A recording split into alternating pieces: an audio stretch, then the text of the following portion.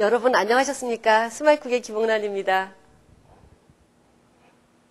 조금 손은 많이 가지만 여러분들이 꼭 배우셔야 될 음식을 할 때는 저도 모르게 굉장히 흥이 나고 그럽니다.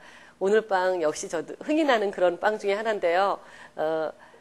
보통 케이크나 버터나 설탕을 넣고 하시는 빵들은 과학적인 계량이기 때문에 잘못돼도 맛은 참 좋게 나오기도 합니다. 근데 오늘 하는 이 빵은요, 발효빵이라고 하죠. 이 발효빵의 특성이요, 똑같이 서울에서 시작을 했다면, 여러분들 스튜디오가 신사동이니까 신사동에서 똑같이 시작을 했는데도요, 어떤 분은 다 완성돼서 빵이 부산에 가 있고, 어떤 빵은 제주도에 가 있고, 어떤 빵은 인천에도 가 있습니다. 저는 그런 표현을 참 잘해요. 그건 왜 그러냐면요, 맛도 달라지고 모양도 다 달라져요.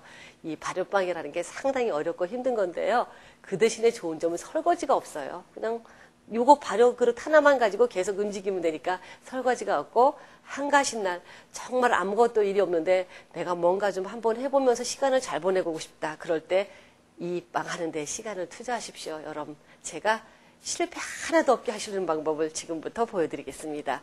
영양빵인데요. 생크림 냉동실에 얼려놓은 거 있으시죠? 제가 팁으로 보여드리는 시간에 분명히 냉동시키는 법 보여드리고 있습니다. 꺼내셔서요, 부드럽게 전자레인지를 이용하든 실온에서 자연스럽게 녹이신 다음에 이렇게 냄비에 담으세요. 그래서 데우시는 거예요. 그리고 손으로 하셔도 되는데 기계 사용하겠습니다. 손으로 하려면 정말 한 분도 안 해서 드세요. 저같이 이렇게 요리를 직접 그냥 매일매일 하는 사람조차도 반죽을 매일 하라 그러면요, 어깨가 빠질 것처럼 힘들어서 차라리 사 먹고 말지 그럴 거예요. 그까지 식빵 계량제, 방부제, 내가 선택할 수 없는 수입 밀가루 이런 거 좀 쓰면 어때? 사 먹는 게 편해. 이런 생각을 하실 거예요. 제가 앞부분에 강조한 거는 여러분들이 포기하는 만큼 선택할 수 없는 나쁜 재료가 들어가 있는 것을 여러분들이 사서 드실 수밖에 없습니다. 그러시긴 싫으시죠, 여러분들? 자, 그러면요, 기계 이용하시게 되면요, 제가 알기로는 10만 원도 안 해요. 이 빵 기계가. 그래서 외제 그런 거 하시지 말고요. 제가 제 빵 사려나 아니면 뭐 여러 가지 빵 재료 파는 데 가시게 되면 너무너무 공장도 가격으로 쉽게 구입하실 수 있으세요. 인터넷 또 쉽게 구입하실 수 있으시니까요. 기계 사셔가지고선 준비해 놓은 제가 가르쳐 드린 재료를 모두 다 집어넣으세요. 강력분, 그리고 유기농 설탕, 또 소금, 버터는 들어가지 않고 있죠. 생크림에 있는 유지방으로 사용하기 때문에 버터는 사용하지 않습니다. 꿀 조금 넣어주시고요. 꿀 없으실 경우에는 메플 시럽이나 조청 조금 넣으셔도 괜찮습니다. 자, 여기에 이스트까지 다 넣어놨어요. 여러분들 이스트 제가 몇 번 사용했기 때문에 아실 거예요. 모르시는 분들은 어떤 건가 앞으로 돌아가서 다시 보시기 바랍니다. 매해마다 설명드리기 굉장히 시간 많이 끌어요. 자, 만들도록 할게요. 여기에 다 집어넣으시고요. 건포도하고 호도, 오늘은 제가 피칸을 준비했는데요. 견과류 종류는 다 괜찮아요. 그런데 저는 견과류 중에서 제일 좀 많이 사용하지 않는 게 있는데 그게 뭐냐면 마카다미아하고 요렇게 꼬부러져 있는데 갑자기 생각이 안 나요. 실론에서 제일 많이 나오는 그런 견과류인데 딱 짜기면 가운데가 비어있죠. 가운데가 비어있는 거는요, 산패율이 굉장히 높은 견과류들이에요.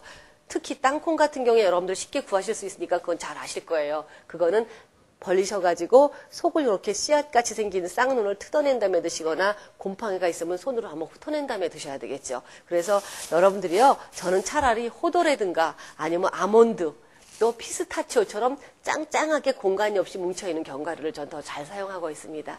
여러분, 건강한 생활을 위해서 어떤 거를 잘 선택하실 건가 여러분들도 많이 좀 이렇게 식성에 맞게 조절하시는 게 좋을 것 같습니다. 깨끗이 씻어서 사용하시면 좋겠지만 그렇게 되면 물이 들어가서 빵 발효가 달라지게 됩니다. 그냥 마른 채로 사용하시고요. 좀 찝찝하시니까 건포도 같은 건 적신 종이 타월에 놓고 한번 손으로 꾹꾹 서너 번만 이렇게 꾹꾹 눌러서 기름을 살짝만 제거한 다음에 사용하시면 되고요. 성분표 읽어보실 때 뒤에 보면 건포도에 기름이라든가 여러 가지 가당이 들어가 있는 거 있으면 사용하시지 마시고 건포도 99.9%에 식용유 0.01%라고 표시되어 있는 게 있습니다. 그거 사용하시면 괜찮습니다. 기름은 겉에 묻혔을 적에는 본재료가 산화되는 걸 막아주죠. 그래서 기름을 여러분들은 사용하실 때 꼭 제거하고 쓰셔야 됩니다. 자, 이거는요, 지금부터 안 넣고 좀 나중에 넣겠습니다.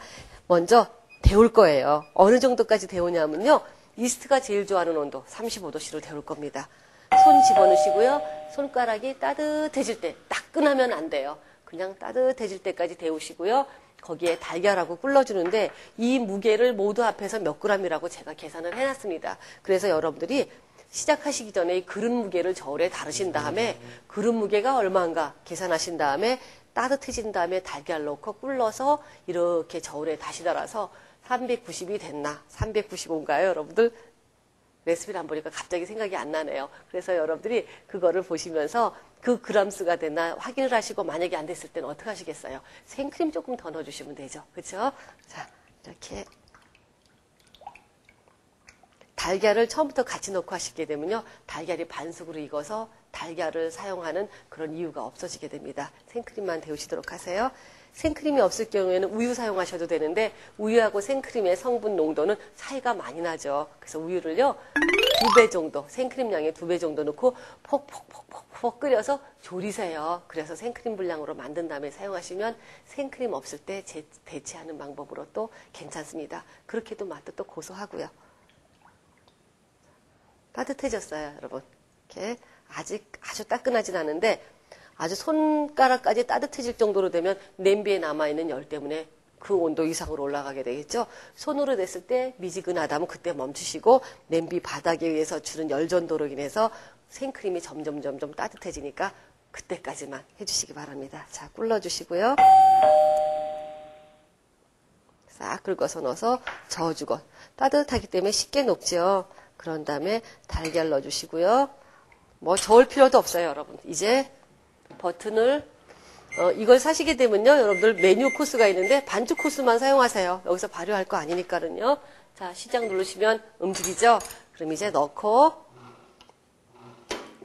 이렇게 넣으시면서 밀가루가 푹푹 바깥으로 튀어요. 그러면 기계 안으로 밀가루가 날라 들어가면 청소하기도 힘들고 또 여러분들 나중에 안 씻고 두게 되면 곰팡이가 생기는 원인이 되겠죠. 그래서 이렇게 넣으시면서 젓가락으로 날가루를 댈 수 있으면 적셔주시는 거예요. 이렇게 반죽물에 의해서. 그럼 튀는 게 훨씬 없게 됩니다. 그런 경험 있으시죠? 혹시 혼자서 이런 제빵을 해보신 분들은요, 기계 사용하면서, 밀가루가 옆으로 튀어서 기계 속으로 자꾸 밀가루가 배어 들어갔어. 참 이거 어떻게 하면 좋을까. 이런 생각하신 분 분명히 계실 거예요. 사람들은 해보면서 본인들의 실수를 항상 염두에 두시고 또 실패하지 않게 또 그렇게 되지 않았으면 하고 바라게 되잖아요. 지금도 조금 날리죠. 근데 이렇게 하시게 되면 훨씬 더 날리는 게 적게 됩니다. 자, 이렇게 해서 날가루가 하나도 없이 반죽이 한 덩어리가 됐을 때 이거를 넣어주시면 되죠.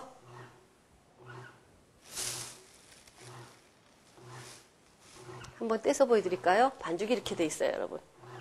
자, 이렇습니다. 농도 좋으네요. 닫고 해야 되는데요. 여러분들을 보여드리려고 지금 제가 열구선 하고 있습니다. 손으로 하셔도 마찬가지예요. 그릇에 놓고 가루 붓고 지금 기계가 돌고 있는 그게 여러분들 손이라고 생각하시면 돼요. 계속 이렇게 치대주시면 됩니다. 몇 번이요? 200번 치대주셔야 돼요. 힘드시겠죠? 기계가 훨씬 편해요. 자, 요 정도 됐으면 이제 포도라든가 피칸 또 둘 중에 하나 선택하시고 건포도 집어넣으시고 반죽이 아주 한 덩어리가 될 때까지 이제 해주시면 되겠습니다. 반죽이 된 다음에 여러분 보여드릴게요. 반죽이 다 끝났습니다. 이걸 꺼내서요. 어떤 모양으로 되어 있나 보여드리겠습니다. 이런 틀인데요. 이 안에 이렇게 그 막대기 같은 게 하나 들어있어요. 그래서 그게 그렇게 여러분들 일손을 덜어주는 역할을 하죠. 요게요. 홈쇼핑 한동안 코미디에서 하는데 요게 또 뭐 그렇습니다. 막 그런 것 같은 느낌이 드는데요. 정말 이거 있으면요. 빵하는 거 너무 편안하세요. 자, 이렇게 해서 놨는데요.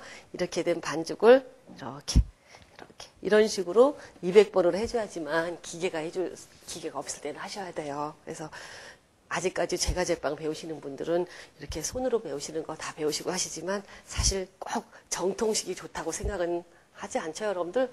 편하고 제만 나올 수 있으면 좋죠. 또 이렇게만 얌전하게만 해주시는 게 아니고요. 어떻게 하냐면요. 놀라시지 마세요. 소리 납니다.